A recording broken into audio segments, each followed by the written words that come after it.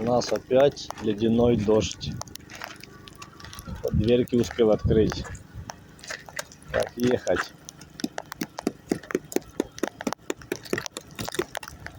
Машина под защитой стихии.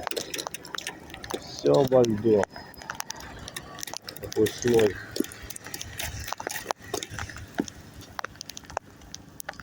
Лакокрасочная защита. Покрытие природное.